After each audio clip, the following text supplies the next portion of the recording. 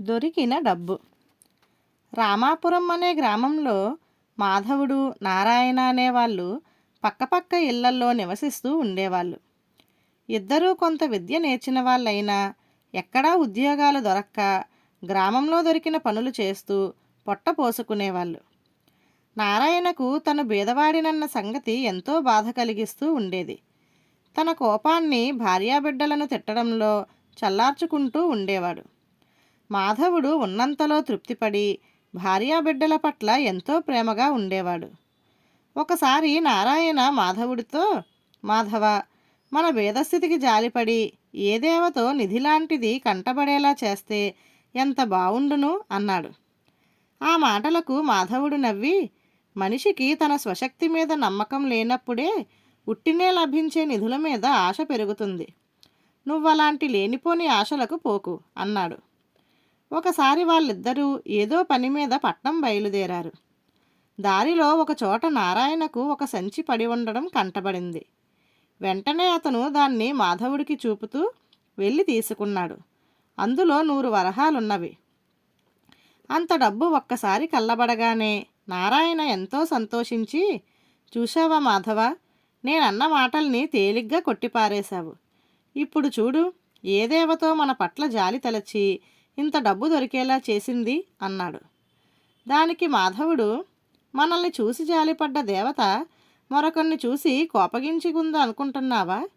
ఈ డబ్బు ఎవరు పోగొట్టుకున్నదో గాని ఏ దేవతో ఆకాశం నుంచి జారవిడిచింది కాదు అన్నాడు. మాధవుడి మాటలకు నారాయణ, ఎలా అయితేనేం, డబ్బు దొరికింది, ఇద్దరం చెరిసగం పంచుకుందాం అన్నాడు. అందుకు మాధవుడు ఒప్పుకోక, ఈ సంచిని ఇలాగే తీసుకుపోయి మన గ్రామాధికారికి ఒప్పచెపుదాం. ఆయన డబ్బు పోగొట్టుకున్నవాడెవడో తెలుసుకొని ఇచ్చేస్తాడు అన్నాడు. ఆ మాటలకు నారాయణ కోపంగా, మాధవ, నాకు నీతి నియమాలు లేవని అనుకుంటే అనుకో, కానీ అదృష్టం కొద్దీ దొరికిన డబ్బును నాకు దక్కకుండా చేయకు. నువ్వు భాగం తీసుకోకపోతే నాకు బాధ కలుగుతుంది అన్నాడు. మాధవుడు మాట్లాడకుండా నారాయణ ఇచ్చిన 50 వరహాలు తీసుకున్నాడు. తరువాత పట్నంలో నారాయణ తనకు భార్య పిల్లలకు కొత్త బట్టలు కొన్నాడు. మాధవుడు మాత్రం తన వంతు వచ్చిన 50 వరహాలను అలాగే ఉంచుకున్నాడు.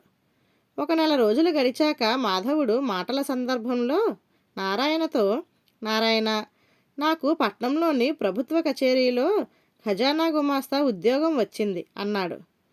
నారాయణ, పట్నంలో ఉద్యోగమా? ఎలా సంపాదించగలిగావు అని అడిగాడు. ఆ రోజు మనకు దారిలో దొరికిన డబ్బులో సగం నాకు ఇచ్చావు.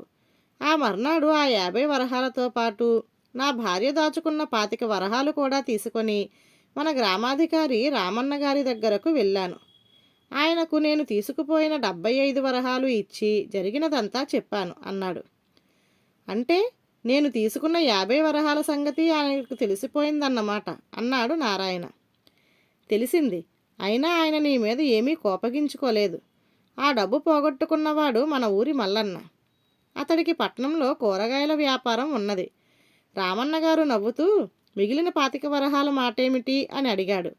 ఆ మొత్తం 2-3 నెలల్లో ఇవ్వగలనన్నాను అన్నాడు మాధవుడు.